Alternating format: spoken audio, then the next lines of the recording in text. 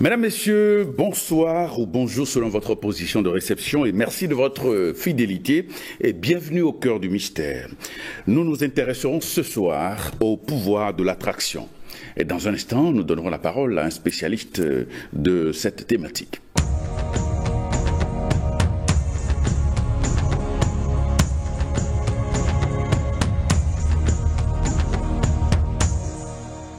Et nous recevons ce soir Justino Vieira, il est coach formateur en développement personnel.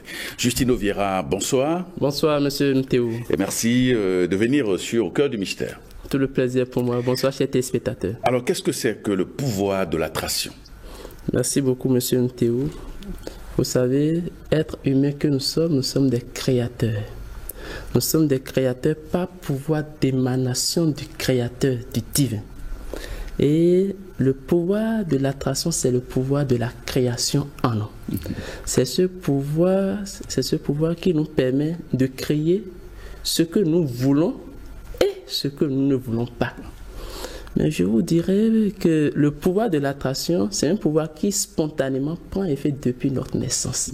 Donc, il ne sera pas question de dire je pratique ou que je ne pratique pas. C'est un pouvoir qui n'a pas besoin de notre quitus forcément. C'est un pouvoir qui prend effet dès notre naissance. C'est un pouvoir vibratoire.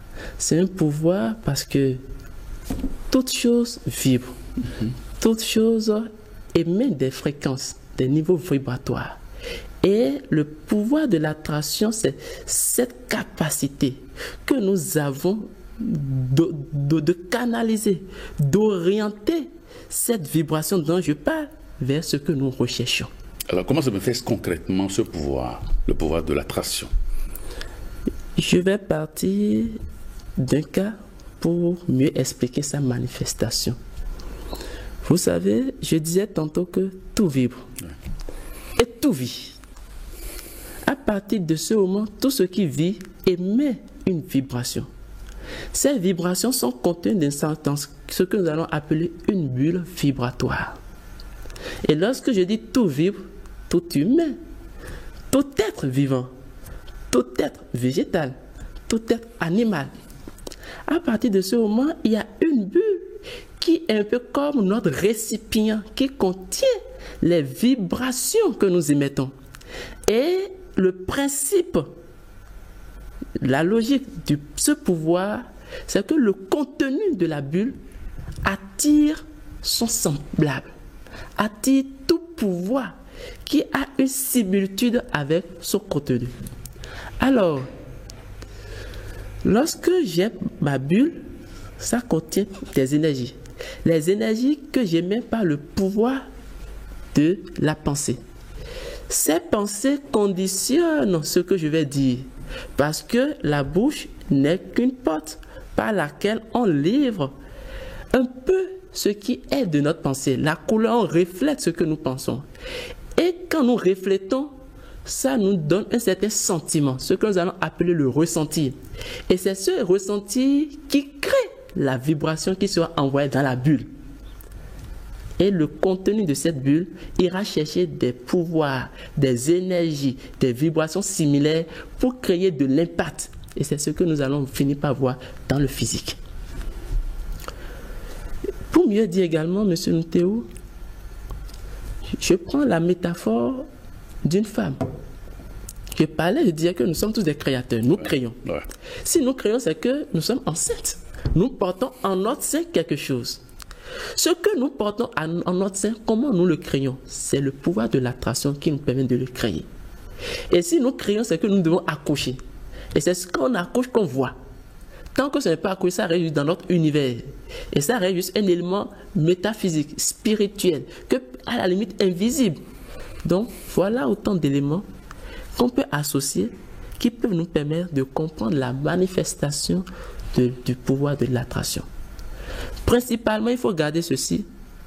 3 choses. Première chose, tout vit. Tout vibre. Première chose. Les vibrations que nous émettons sont contenues dans une bulle que nous allons appeler bulle vibratoire. Deuxième chose à retenir. Troisième chose enfin, les énergies, les vibrations contenues dans cette bulle iront chercher le semblable. par effet de mystère, par effet de la providence. Et quand ça crée une certaine catalysation, ça crée un certain poids, ça viendra à manifestation. On parlera du pouvoir de l'attraction qui vient de créer, d'où la notion du créateur que nous sommes. Alors, le pouvoir de l'attraction, disons, s'appuie sur des principes. Bien sûr. Alors, quels sont les principes de base du pouvoir de l'attraction? Merci. Nous avons 3 principes. Le premier, c'est d'abord le rêve. Je ne parlerai pas du rêve dans le sens de quand je dors, je rêve. Ce n'est pas de ça que je parle.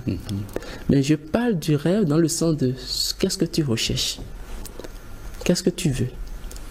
Lorsqu'il y a une formulation exacte de ce que nous recherchons, et c'est déjà ça le premier principe, le premier levier du pouvoir de l'attraction.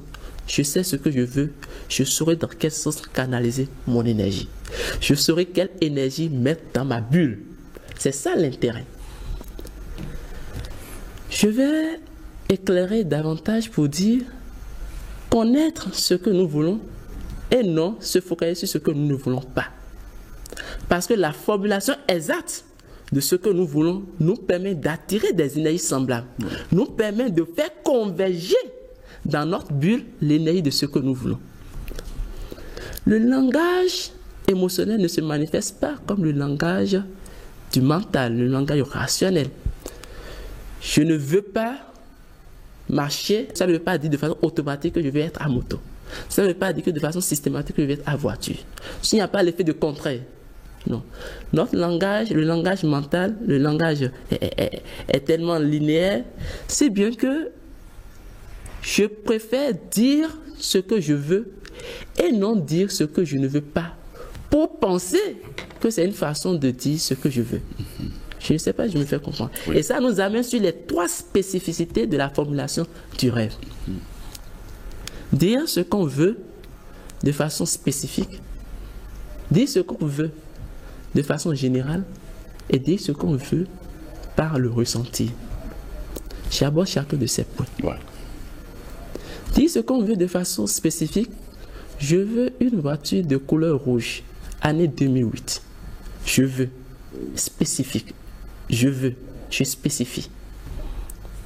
Je veux une maison dans tel quartier. Je reste plus précis. Je veux, je spécifie. Lorsque vous spécifiez, c'est bon. Certains auteurs nous enseignent qu'il faut même écrire le montant ou bien mettre les précisions, tout caricaturer et coller quelque part. C'est bien. C'est une forme de formulation. Mais il y a la deuxième forme qui est celle qui paraît un peu générale. Je veux une voiture. Je veux une maison. Je veux telle chose. Je veux tout simplement. Je ne spécifie pas. Je veux tout simplement, je ne spécifie pas.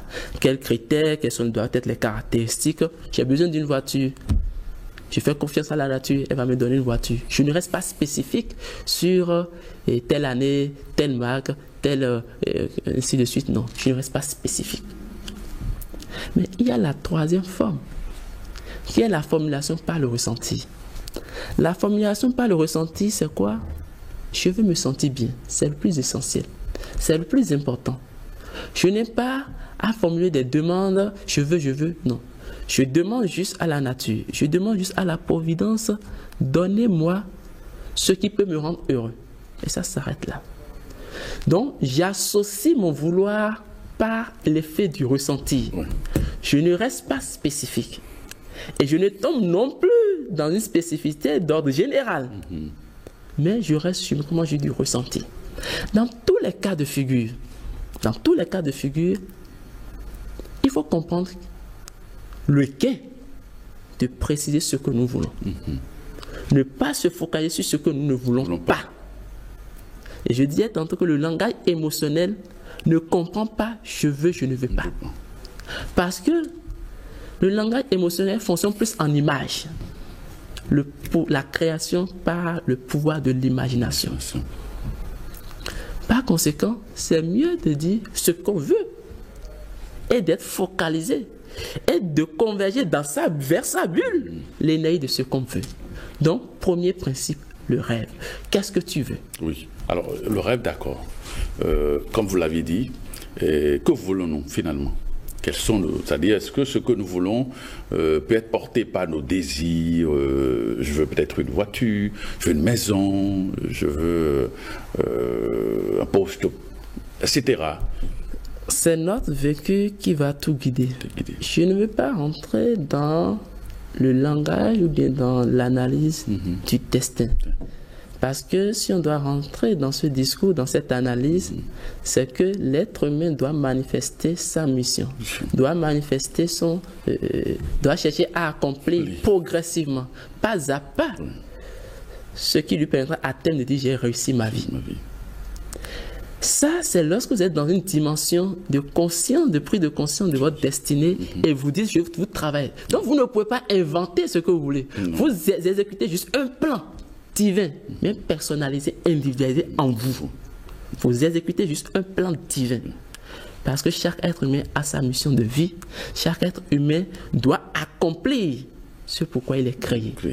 Alors, comment formuler donc les rêves? Comment est-ce qu'on peut formuler nos rêves? À un moment donné, l'émotion va s'impliquer.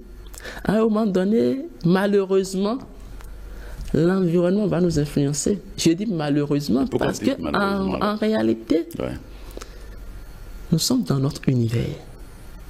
Nous sommes dans nous-mêmes nous sommes dans notre bulle.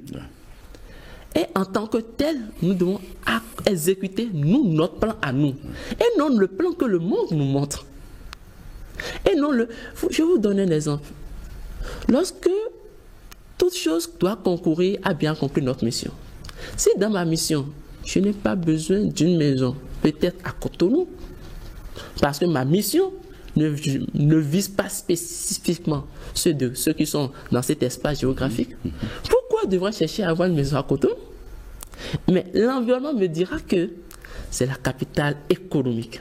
Avoir une maison à Cotonou, c'est signe de succès. C'est à ce prix peut-être qu'on va vous distinguer comme quelqu'un qui a réussi sa vie.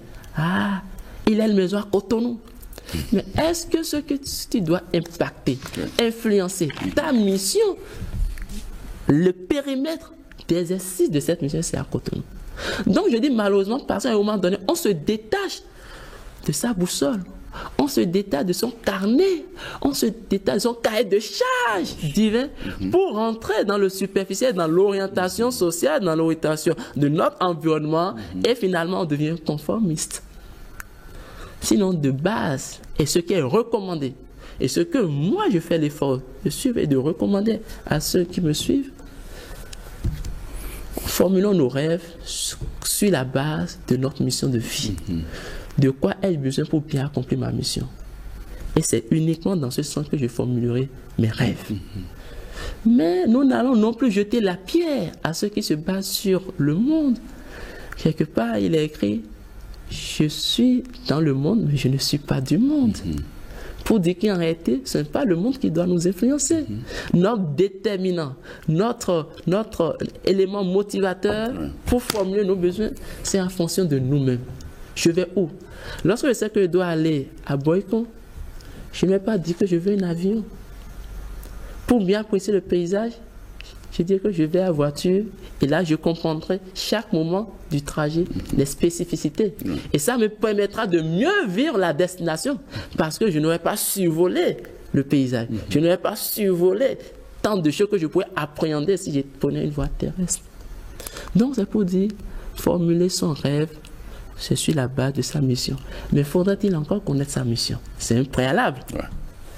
Si je ne connais pas ma mission, je suis obligé de me laisser guider par l'influence du monde, l'influence de mon environnement. D'où l'enjeu de connaître sa mission, de savoir pourquoi suis-je sur terre, quelle est ma mission. Soyez fécond. En quoi est-ce que je peux être fécond? Quelle sera ma touche, ma valeur ajoutée? Chaque génération, dans une relative opacité, doit découvrir sa mission, l'accomplir ou la trahir. L'accomplir est mieux. Très bien. Et Alors, donc, oui, allez-y. Je parlais vous m'avez posé des questions sur les principes. Oui. Et je disais qu'il y en a 3. Et là, nous parlons des rêves. Des rêves. Maintenant, on passe au deuxième. Le deuxième, qui est le désir. J'ai envie est différent de je veux. Je veux est différent de je dois. Je dois. Et c'est ça qui nous montre toute l'importance du désir, le désir ardent. Et ces principes que j'évoque doivent être cumulatifs. Ce ne sont pas des principes dissociés, ou bien au choix, ou bien distinctifs, aucunement. Ce sont des principes cumulatifs. Le désir, c'est ce qui vous amène à être focus sur le rêve formulé dans le premier principe, dans le premier niveau. Lorsque je formule mon rêve, j'en fais maintenant, je me l'approprie. Je me l'approprie. J'ai formulé mon rêve sur la base de ma mission. Je disais précédemment que c'est l'idéal ou peut-être du monde. Dans tous les cas, le pouvoir de l'attraction s'exerce. Dans tous les cas. Tout dépend de sur quoi vous l'exercez, mais ça s'exerce inévitablement, à votre insu ou inconscient.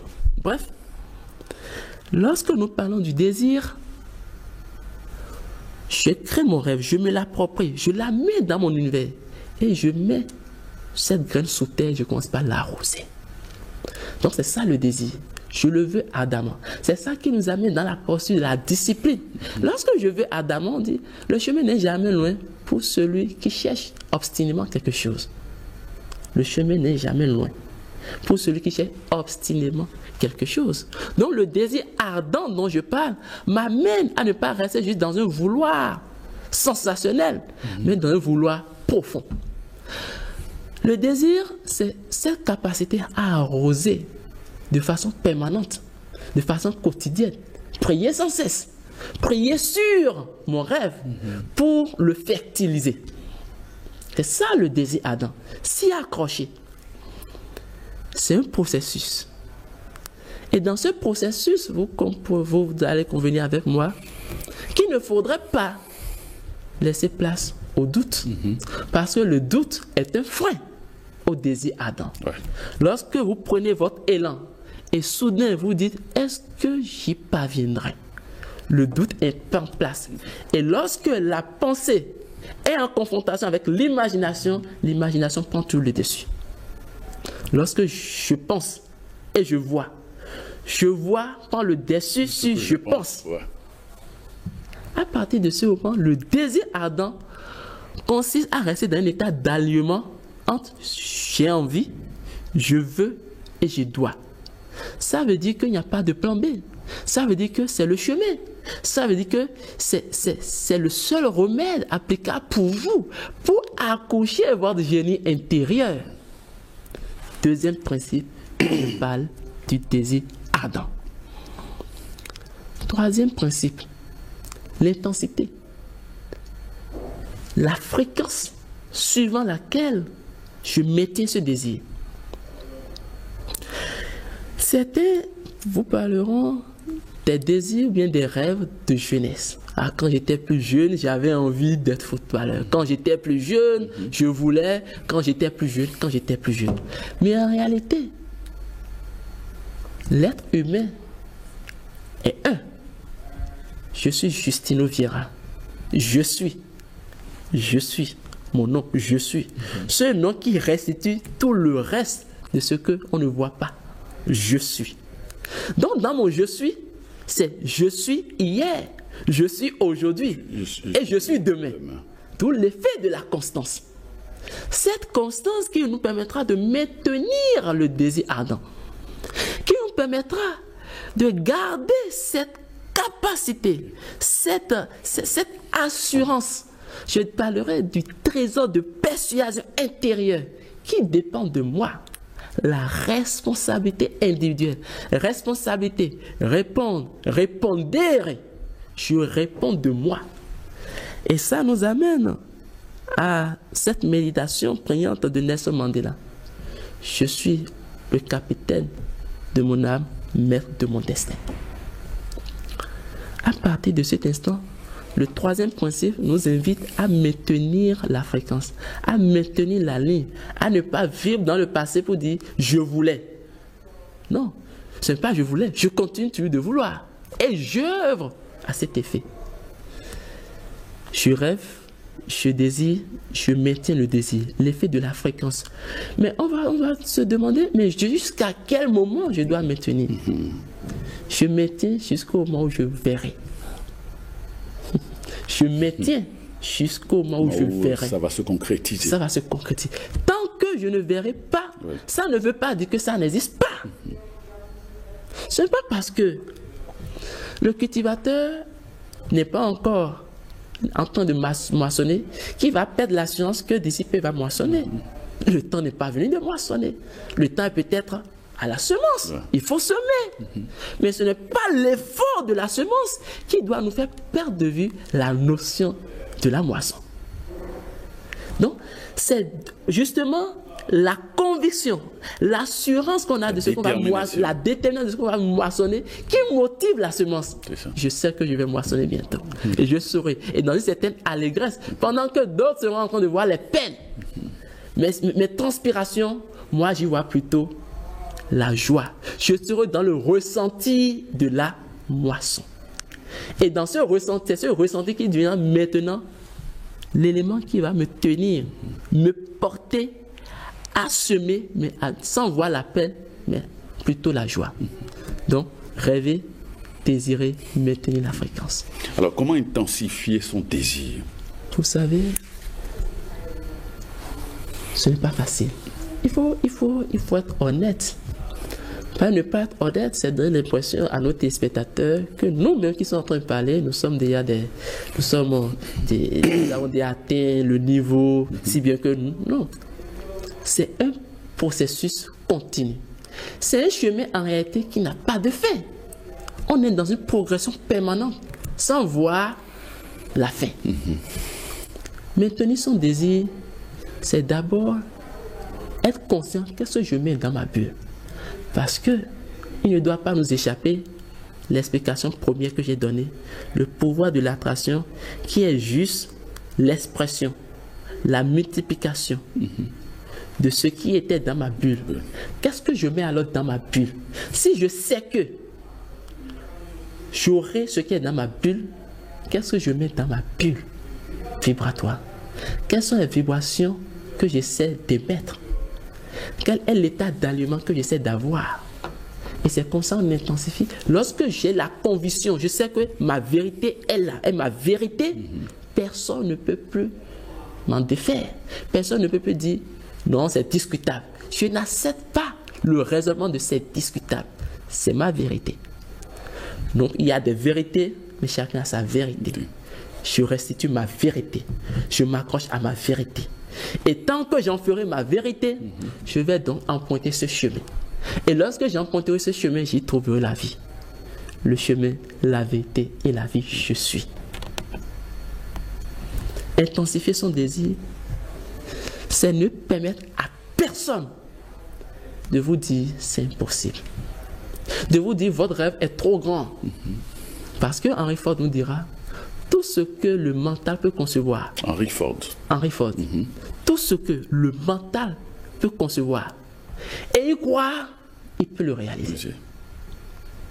Tout ce que le mental peut concevoir et y croire, il peut le réaliser. L'être humain, je dis, nous sommes des créateurs.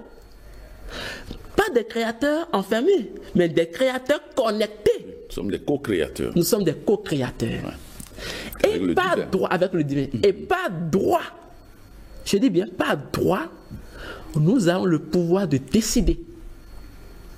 Ce que vous lirez sur cette terre sera lié au ciel. Voilà. La vie et la mort prendront forme au bout des lèvres. C'est ça. À partir de ce moment, le pouvoir, j'ai la conscience d'un pouvoir. Donc, je ne suis plus dans une illusion. Non. Donc, lorsque je parviens à me détacher de toute réflexion ou de toute analyse pouvant m'amener à dire, est-ce que c'est possible? Est-ce que c'est certain? Est-ce que ce n'est pas une théorie? Est-ce que ce n'est pas une illusion?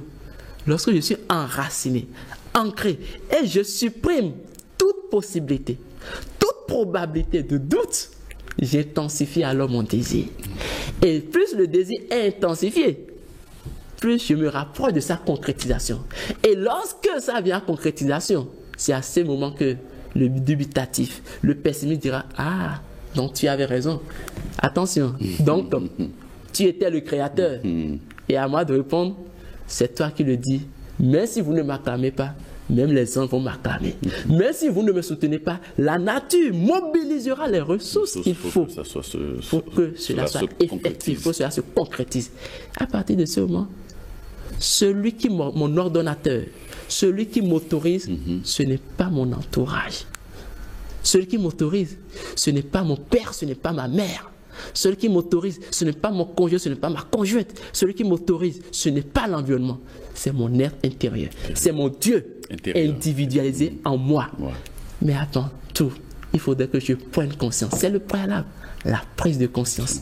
La prise de conscience qui nous permet de déboucher sur la connexion. Et lorsque vous êtes dans la connecté, vous vivez dans une certaine joie. Ça y est, j'en parle. Non, vous êtes heureux. Vous êtes heureux, mais les gens ne peuvent pas comprendre. Mais ils ne peuvent pas comprendre parce qu'ils ne sont pas dans la dimension. C'est une question de dimension. Ce n'est pas ésotérique ce que je dis. Je nous demande juste de supprimer toute possibilité de doute. Gardons une chose, lorsque la pensée est en conflit avec l'imagination prend tout le dessus. Rappelez-vous. Maître, comment faire pour venir à toi? Tends la main.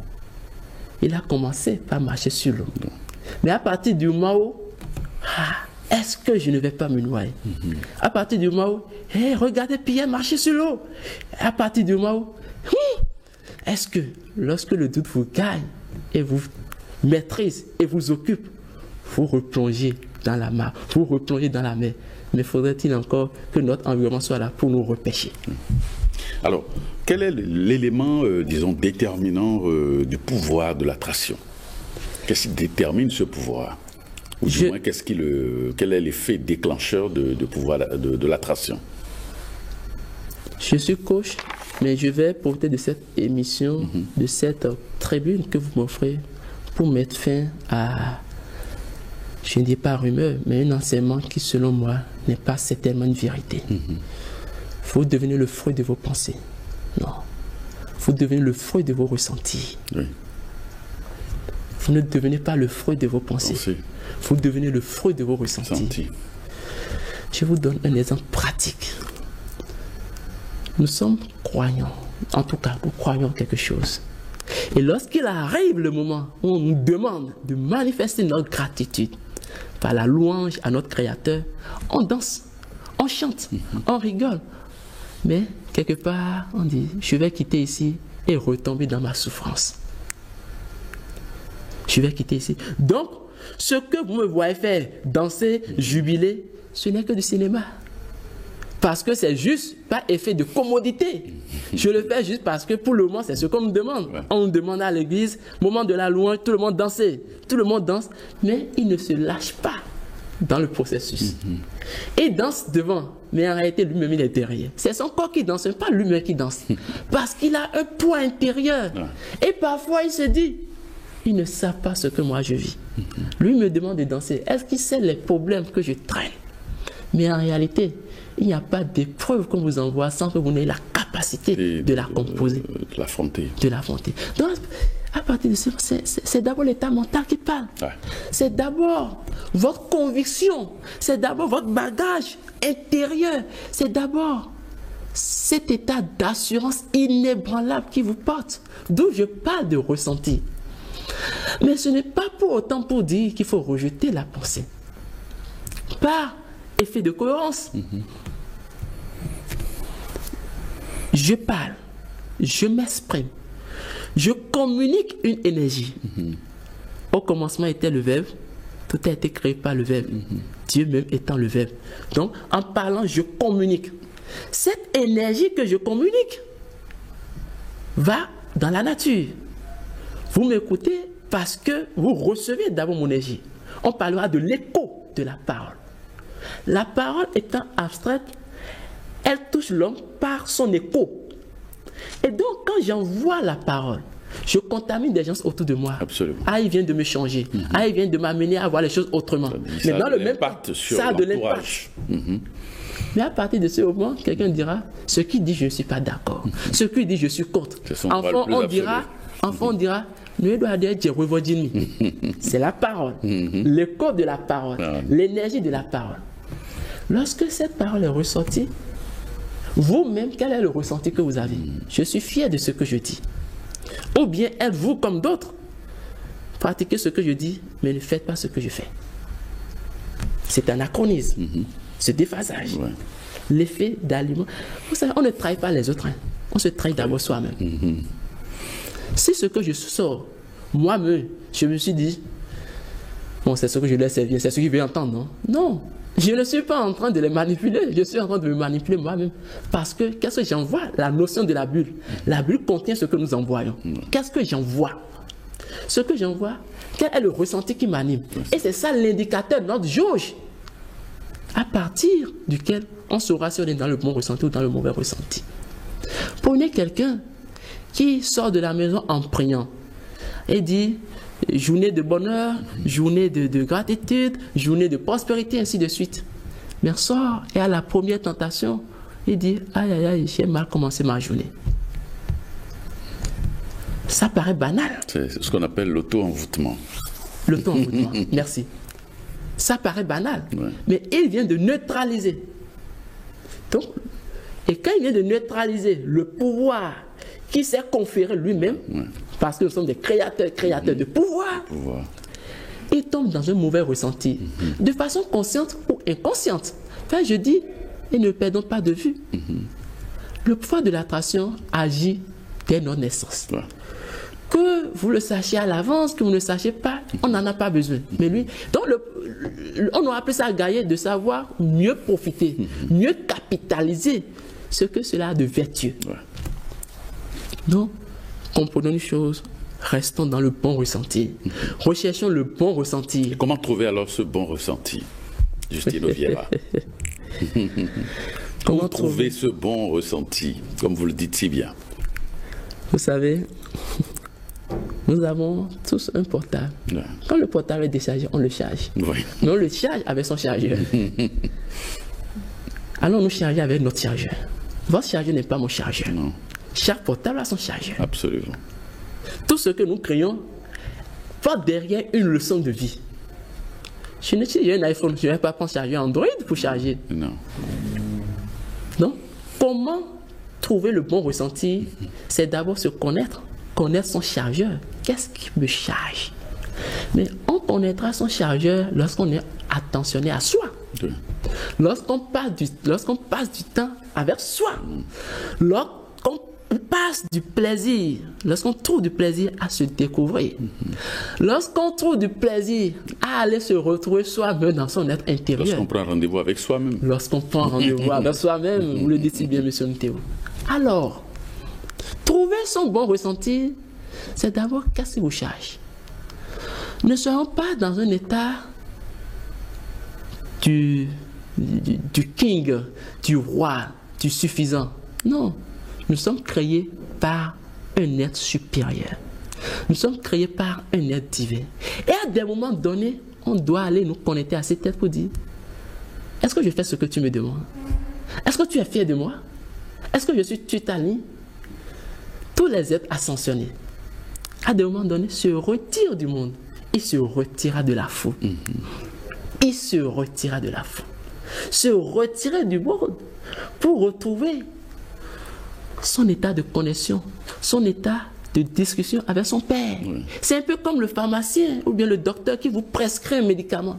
Parfois, lorsqu'on, sous l'effet du monde, sous l'effet de la pression quotidienne, on oublie le médicament. Ne faites pas confiance à votre génie pour dire, bon, je sais que je vais voir. Ayez l'humilité de repartir voir le prescripteur pour dire, excusez-moi docteur, j'ai oublié là, j'ai perdu la notice, rappelez-moi le médicament que je dois prendre. C'est ce que l'homme doit faire. Repartir voir son créateur. Prends-moi, qu'est-ce que je dois faire? Et lorsque vous faites bien cet exercice, vous ne revenez jamais tel que vous êtes parti. Vous revenez ressourcés. Et c'est ça le chargeur. Donc j'ai des éléments de bagage concernant ma personnalité, concernant qui je suis. Chaque être humain étant spécifique dans son genre. Alors, lorsque je vais retrouver le bon ressenti, je me connecte. Les éléments de connexion sont divers. Il faut favoriser la connexion. par son alimentation, par l'exercice physique, par ce qu'on entend, par ce qu'on reçoit, par qui on fréquente, qu'est-ce qu'on suit à la télé. C'est important parce que tout ce qui vous envoie des informations, ça tombe dans votre bulle. Absolument. Tout ce qui vous envoie, toute source par laquelle vous retenez une information, ça tombe dans votre champ. Et l'information, quand je me connais et je ne supporte pas cette information, je ne veux pas jouer au one-man show. Je dis, je ne veux pas de cette information. Ne me la donnez pas. Gardez-la pour vous. Parce que si jamais je l'accepte, j'aurai du mal à la digérer. Oui, c'est comme un aliment que je pourrais dire.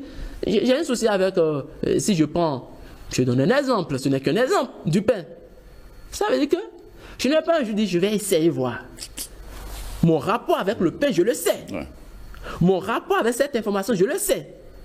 À partir de ce moment, qu'est-ce que ça renvoie? Lequel ressenti j'ai? Je vais vous dire quelque chose. Ces derniers temps-ci, il y a l'actualité de la canne. Et je déconseille, je le dis et je l'assume. Je déconseille la canne à certaines personnes. Et je dis, toi te connaissant, ne suis pas la canne. Tel que tu es émotionnel. Parce qu'en réalité, chacun est dans un état de registre. Oui. Et pour faire une petite digression, nous avons en tout cas 4 registres. Le registre mental, le registre émotionnel, le registre spirituel et le registre physique. Oui. Celui qui est dans le registre émotionnel, il suit le match, il commence par couler les larmes. Il dit, oh merde, ma soirée est gâtée. Mais sinon, tu t'es gâté ta soirée. Ce n'est pas le match, ce n'est pas le joueur que tu ne parviens même pas à voir, ou bien peut-être que tu n'auras jamais la chance de serrer la main. Ce n'est pas lui qui va gâter ta journée. Non, c'est toi-même. C'est toi-même. Non, lorsque vous n'avez pas le lâcher prise, vous n'avez pas cette capacité de faire play, de dire ce n'est qu'un jeu, qu'à cela ne tienne. Ce n'est qu'un jeu. Quand vous n'avez pas, quand vous êtes tellement accroché, et puisque le moi est têtu, et vous ne supportez pas que l'équipe que vous soutenez, qu'on dise que votre équipe a perdu, pour vous c'est comme si c'est vous qui avez perdu. Quand vous ne faites pas de la dissociation entre vous et ce que vous regardez, vous subissez ce qui ne vous appartient pas. Donc, des éléments qui ne sont pas les vôtres viendront perturber votre humeur, viendront perturber alors votre bon ressenti. Comment trouver le bon ressenti? Évitons donc tout ça. Je vais vous donner d'autres exemples, monsieur Nteo. Mais cette semaine, je ne sais pas ce qui m'arrive. Je ne fais que tomber malade. Je ne fais qu'avoir des malaises. Mais entends, tu traversais, tu étais en circulation et tu as vu un accident de circulation et ça a créé des engrammes dans ta tête. Et ces engrammes sont dans ta bulle. Ouais. Et maintenant, comme la bulle doit rejaillir, doit attirer son effet semblable, le film va se rejouer. Et quand le film va se rejouer, tu dois retrouver l'émotion de ce film. Ouais. Et donc, comme tu n'es plus en face de l'accident, tu as oublié de créer toi-même à l'intérieur de ton accident. Oui. Donc, l'homme se crée son film et auto-génère les sensations, les émotions. Et quand il voit les tout ça là que les gens disaient, il ressasse, il met ça dans sa bulle, après ça ressort, ça se déverse dans sa vie et il dit, je ne sais pas, je ne comprends pas ce qui m'arrive. Non, ce n'est pas que tu ne comprends pas. Tu reproduis juste ce que tu as attiré. Oui. Donc, comment trouver le bon ressenti? Il faut se déconnecter de tout ça. Mais se déconnecter de tout ça, pas pour rester dans le vide. Se déconnecter de ce qui ne nous arrange pas et se connecter de plus en plus de ce qui nous arrange. Oui. Se connecter de plus en plus de ce qui nous donne le bon ressenti. Oui. Lorsque j'ai mon bon ressenti par la musique, mais je reste. Je ne vous apprends rien.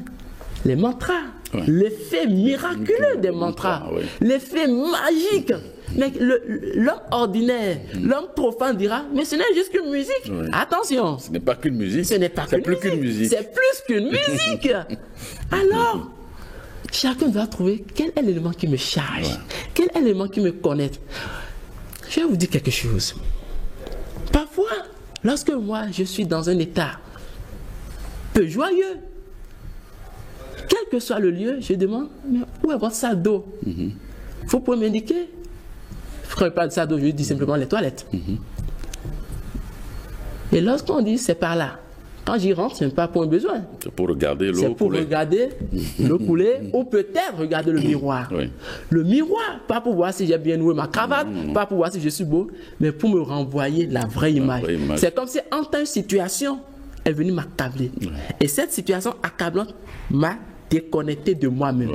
Il faudrait que j'aille retrouver qui je suis en me connectant à moi-même. Je me connecte à moi-même, soit par une créature de base, telle que l'eau, telle que le feu, telle que l'air, ainsi de suite. Mais moi, ça c'est me concernant. Je vais devant le miroir. Le miroir qui me renvoie mon Justino.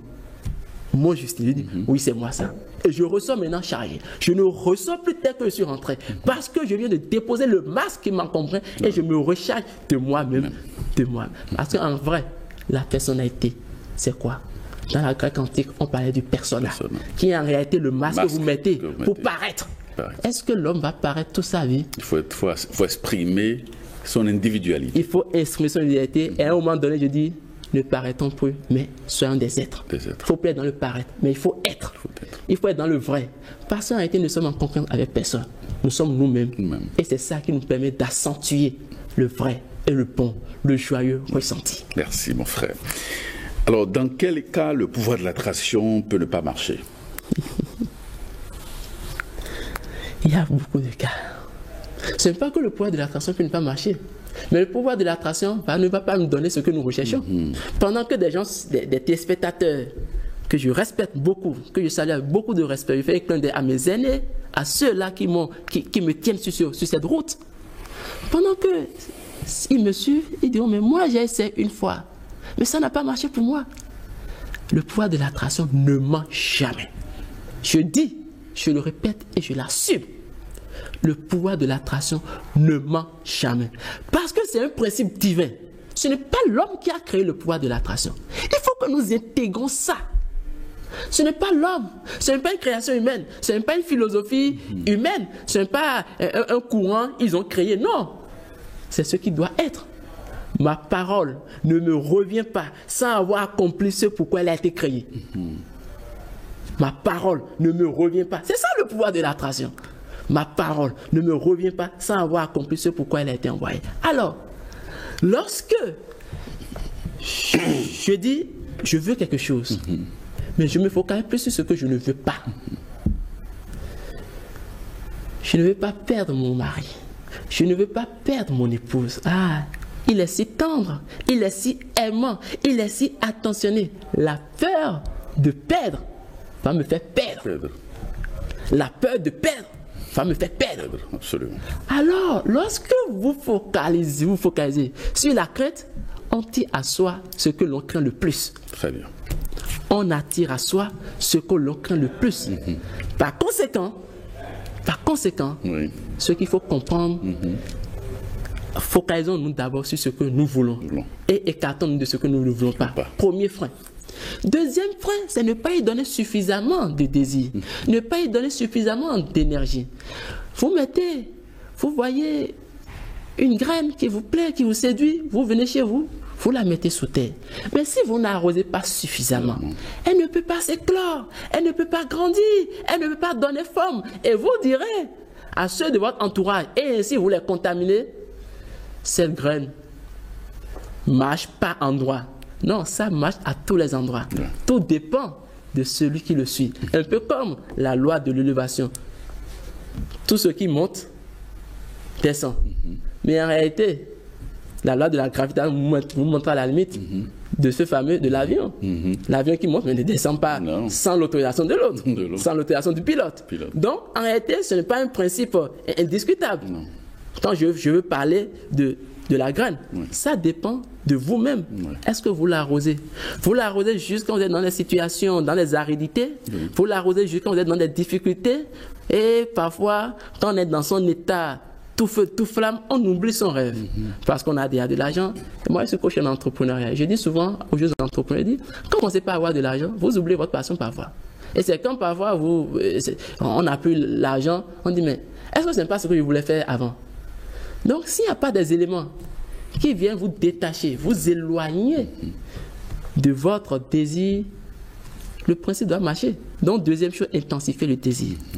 Troisième chose, qui peut également justifier Le doute. Le doute. Vous savez, dans notre langage, dans notre conscience, il n'y a pas de vérité. Il n'y a pas deux énergies qui agissent simultanément. Soit tu es dans une bonne énergie, soit dans une mauvaise. Mais on ne peut pas être un peu positif, un peu négatif. Lorsqu'il y a une petite dimension de négatif, c'est que tout le lot est négatif. Ouais. Donc, je doute juste un tout petit peu. Coach, moi c'est vrai, je doute, hein, mais ça ne vient pas souvent. Non, est-ce que tu doutes? Il faut donc élever ton thermostat. Ouais. Élever le thermostat pour que les moments de doute tombent dans des moments de croyance. Et pour en arriver là, il faut avoir des croyances aidantes et non des croyances limitantes. Qu'est-ce que vous mettez dans croyances aidantes et croyances limitantes? Tous les hommes ne sont pas sérieux. C'est une croyance limitante. C'est les formes de pensée négatives. Et c'est ce que je mets dans croyances limitantes. Qu'est-ce qu'il faut que tu ne me trompes pas? C'est une croyance limitante. Oui. À partir du moment où ça crée une barrière, et ça perturbe la confiance avec mon prochain, avec mon conjoint, avec ma conjointe. Je vous fais une petite anecdote très rapidement. Une dame dit, je ne supporte plus mon mari. Et j'ai envie de l'abandonner, de me séparer de lui. Et sa mère lui dit, mais va lui dire, tous les matins, va le voir dans sa chambre. Regarde un sourire, dit, chérie, je vais t'abandonner, je ne te supporte pas. Dis ça tous les jours pendant 21 jours. Chérie, je ne te supporte pas, je vais t'abandonner. Arrivé le 20e jour, un mois est passé, la maman appelle sa fille, mais tu ne veux plus quitter son mari? Il dit non, je l'aime de plus en plus. Pourquoi? Parce qu'en disant, chérie, en souriant, il ne voit plus le mot, mais le sourire crée le ressenti. Vous comprenez? Ouais. Ça crée le contact. Et donc, lorsque vous laissez des éléments de doute, des croyances pareilles, que vous ne convertissez pas. Ouais. Et c'est ça un cas de croyance aidante. Je vous donne un autre exemple de la piscine. Ah, chez nous, on ne réussit pas. Chez nous, c'est difficile. Dans ma famille, j'ai des aînés. C'est une croyance limitante. Mais en croyance aidante, je suis. Le nom de la vérité, je suis. Mon cas est différent. Je suis. Donc, tisser des croyances aidantes, mais pas sans le soutien de votre entourage, pas sans le soutien des hommes. Et à un moment donné, cela va s'imposer à vous de changer de cadre relationnel, de changer même de milieu. Nous allons jusqu'à dire parfois, il faut déménager. Il faut déménager, il faut quitter. Ah, mais c'est une question de moyens. Je dis, mais tu n'as pas les moyens en raison de là où tu es.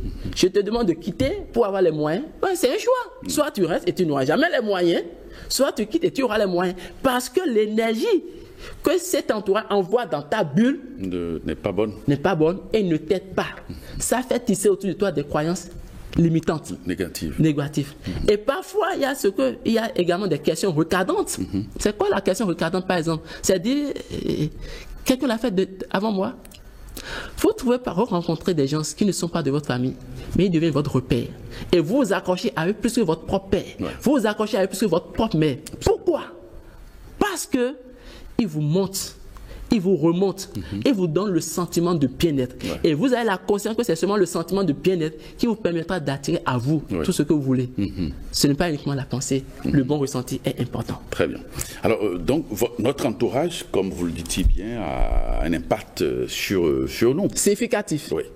Un impact significatif. Et conditionne également la bonne marche du pouvoir d'attraction. Bien sûr. Alors, que faire? Je vais vous donner un exemple me concernant. La première fois, un jour, j'ai été invité pour une séance de coaching à Ganvier. Et je n'ai rien dit à mon épouse. Et lorsque j'étais à Ganvier, j'ai dit, oui, si je ne rentre pas tôt ce soir, c'est peut-être, je ne sais pas, ça peut nous prendre plus de temps qu'il n'en faut. Mais c'est que je suis à Ganvier. Et automatiquement, prends soin de toi, hein. Ah, on vous a mis des gilets de sauvetage parce que c'est sur loin. Ah, voilà que tu ne sais même pas nager. Qu'est-ce qu'elle me communique? Énergie négative, la peur, la crainte. Et moi qui suis dans mon élément, comme on le dit devant vulgaire, moi qui suis dans mon état d'assurance, je dis, ah, c'est vrai, elle a raison. Elle vient de semer dans ma vie quelque chose qui en réalité ne va pas m'aider. Et nos êtres chers, nous envoie tout le temps de tels éléments sans le savoir. Ce qu'elle me disait n'est pas pour autant mauvais. C'est l'expression d'une attention. Oui, l'attachement. C'est l'expression d'un attachement. Mais en réalité, est-ce que ça me rend service? Non. À partir de ce moment, qu'est-ce que je fais? Les prochaines fois, je vais aller à Granvier, je ne l'informe plus. Et c'est quand je rentre les soirs, je dis, ah, aujourd'hui, j'étais même à Granvier. Point. Vous voyez? Donc, à un moment donné, il y a des choses, ah, je vais informer mon père. Mais qu'est-ce que ton père te dit? Je vais informer ma mère. Qu'est-ce que ta mère te dit? Je vais informer mon... Et c'est ça qui nous renvoie à la nécessité d'avoir des pères spirituels, des mentors, des aînés, des guides. Parce qu'à un moment donné, ce n'est pas fréquent de trouver des gens qui peuvent nous faire ascensionner, qui peuvent nous élever. Il y a des gens qui pensent vous rendre service, mais en réalité, qui vous limitent. Qui vous limitent, sans s'en rendre compte. La finalité, c'est qu'il faut se prendre en charge. Il faut se prendre en charge et créer son milieu. Créer son milieu. Créer son milieu pour dire quoi? Je sais que je trouve mon élément chez ce dernier. Un auteur dira, nous sommes en réalité, Jean-Paul Sastre, nous sommes la somme de ce que nous sommes, ce que nous pensons être et ce que les autres disent que nous sommes. Mais quand on parvient à faire l'alliement, on se nous retrouve avec des personnes qui nous disent en réalité ce que nous sommes en vrai, ce que nous pensons être et ce que nous sommes réellement, vous comprenez que ça devient en réalité le vrai soubassement qui tombera dans notre bulle vibratoire. Ok. Merci Justine Oviera, merci pour ces informations que vous nous donnez, pour ce développement. Je sais que vous êtes coach formateur en développement personnel et en entrepreneuriat. Merci pour toutes ces informations. Amis téléspectateurs, merci de nous avoir suivis et à bientôt.